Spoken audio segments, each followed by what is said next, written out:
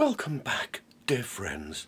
Time for an update. It's now 2.5 weeks since we got back from the holiday with the horrible virus, and I'm also almost making it through the day. My brain still isn't quite firing on all cylinders, but let me show you what I've been doing very, very slowly. This is what I've been working on. It's Victoria the singing automaton.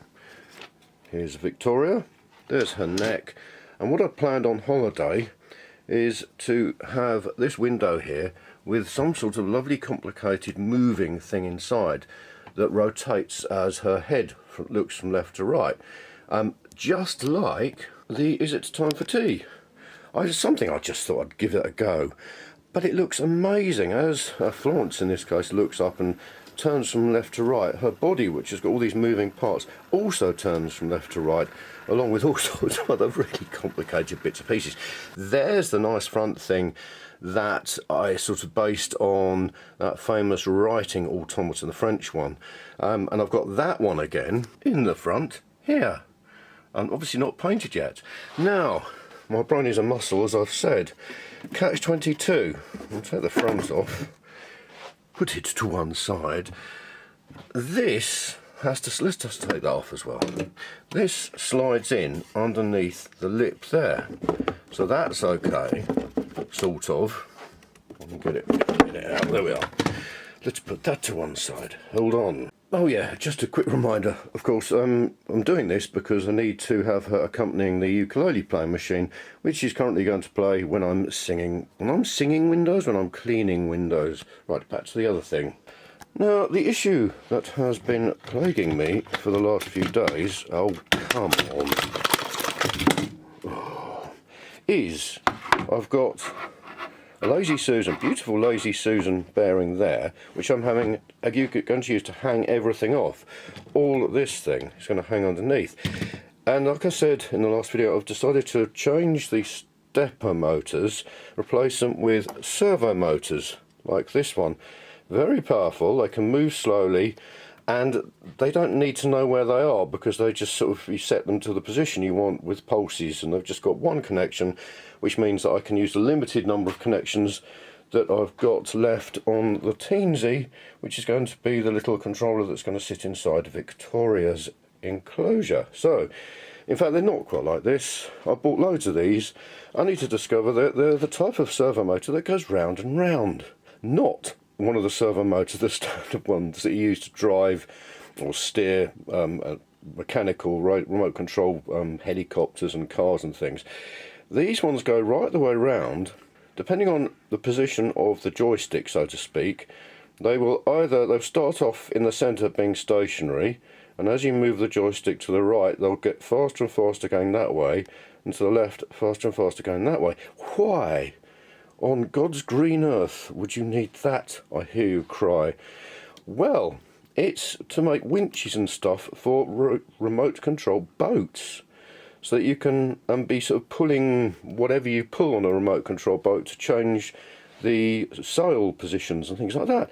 That's what they're for. That's the only thing they're for that I've been able to find out. If you know any different, please do let me know in the comments. Now, I am going to use one of these because, if you remember, a long time ago, having these lovely big bellows that are going to be pumping up and down, I was using one of the little stepper motors inside there to control it, which was a bit of a pain because it was almost not strong enough, and also needed another interface board, and I was actually using a little Arduino Micro just to control that because I was running out of control. So blah blah blah. So I can fix one of these inside, as long as it's not too noisy. It shouldn't be because they come with little rubber bushings to mount them on. That will be easily powerful enough, and it only needs one wire to control it. So that's exciting. Now, my problem for the last few days has been I want that hanging right over the middle, so as it turns it is centred. Then I could get one of those, or the right ones, that are the same size actually, and do something like that, which was planned 473. There we are. That could then slot in there. That's no problem because you can slide that in, then you put that in, then you do that. Except it's not centred. So I then thought about having something that you'd screw up from underneath width with something like that, so I could then fix it together to remove this catch-22 situation. That wasn't centered, so plan whatever. I'm going to glue, I found a nice spring. One of my concerns is that this is going to be quite heavy, and because of the way servo motors work, they just go as quickly as possible to where you want them to be. There's no sort of slowly acceleration or deacceleration, they're just moving and they're not moving.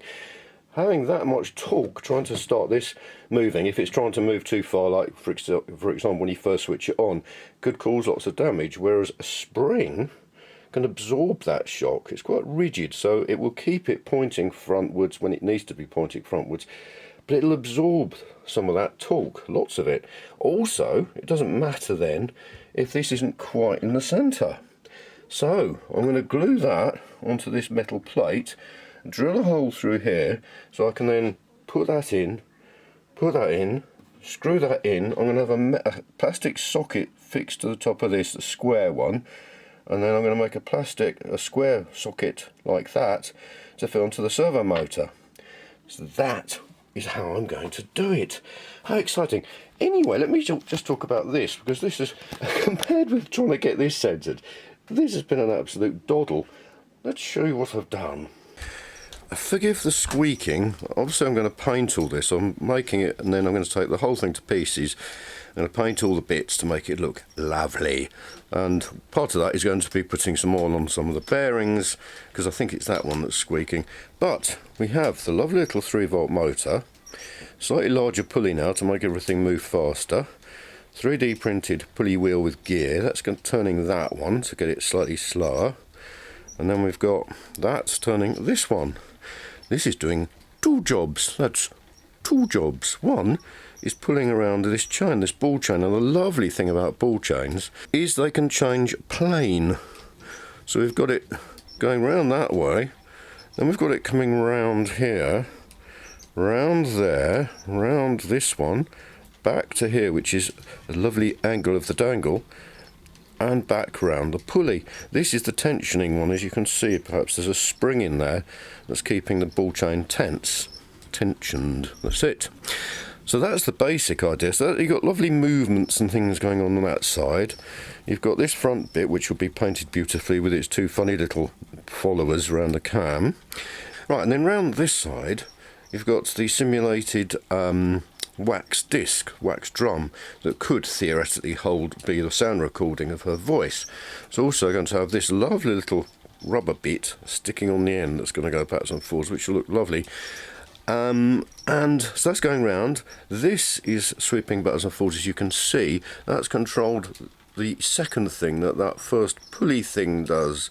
So there's a linkage there that just sweeps this backwards and forwards, and then there's a very complicated cam system and lever that's pushing this little bellows up and down. I do love bellows, and I had these lying around.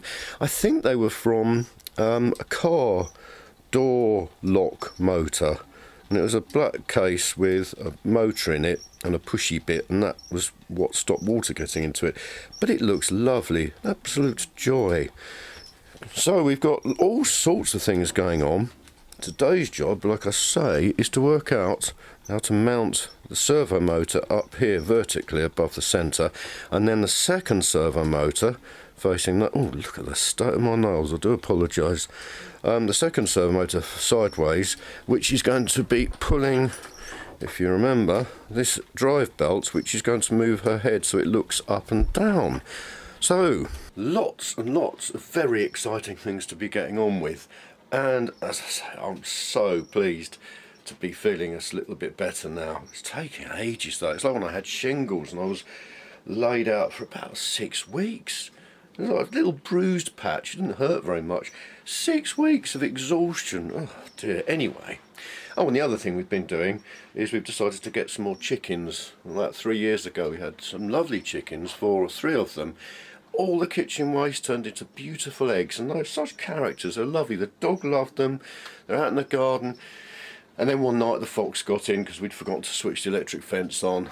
Goodbye chickens, so we got rid of everything. But now the kids are older, we've got a sand pit that I built about 10 years ago in the garden with a little shed, a playhouse, and we're going to turn that, in the process of turning that, into a nice new hen coop and little hen area with a solid electric fence, well, an electric fence around it, just for the foxes, because they are awful. There's so many of them now in London. So that's been nice, being out in the garden, helping and working with all the family. It's really exciting and enjoyable. Fresh air. But now it's back into the dark, doom and gloom, but coolness of the workshop. And I've put that in, I've hung it off the bearing. I've got a piece of paper under it, lots of reflections. This is sort of be where it's going to move from, and you can see, and I've measured and checked and rechecked, it's not centred. You can see there's 3 different blobs that I've drawn corresponding to where its centre is. So I'm just going to pick the middle of those 3. As I say, I have no idea why that isn't centred. I've checked the squareness of the box, of the heights, this, that, everything. It should be spot on. I've no idea.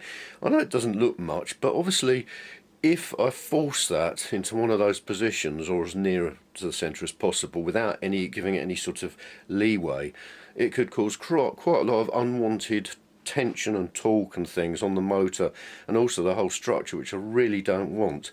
So that spring is just ideal, especially, like I say, as it'll solve the problem of the servo motor suddenly moving. It'll just absorb it, and it'll also, her head will sort of perhaps rock from side to side a little bit as it settles, which will look lovely.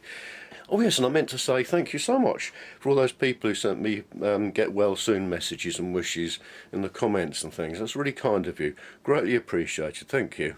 I do love pillar drills. They're fantastic. I've got to drill a hole in the bottom for that spring, and I've just wound this right down. It's still not at the bottom. So they're such versatile tools. I can only drill in from the outside, and I want it vertical. So to stop it all fluffing up as soon as it gets through, I've clamped a bit of wood underneath. A little top tip for you. It's lovely. It's a thing of beauty. It solves and addresses so many problems that have been keeping me awake at night. Look, there we are. It's got a hexagonal socket there. That bit fits onto the servo motor. And it's got the hexagonal bit there stuck on with araldite epoxy resin, and the same with the bottom. That's going to fit up through the bottom. Oh, it's a joy, I tell you. So what I'm going to do now is I'm going to fit it all together and work out how to mount the motor at the right height inside inside this sort of box type thing. It's a couple of days later. I'm not sure, still haven't got around to editing the video, because Sadiq Khan, the Mayor of London, is bringing in his ULEZ expansion to fill the whole of the M25. I haven't gone on and on about it because it just is doing my head in since he made the difficult decision last November.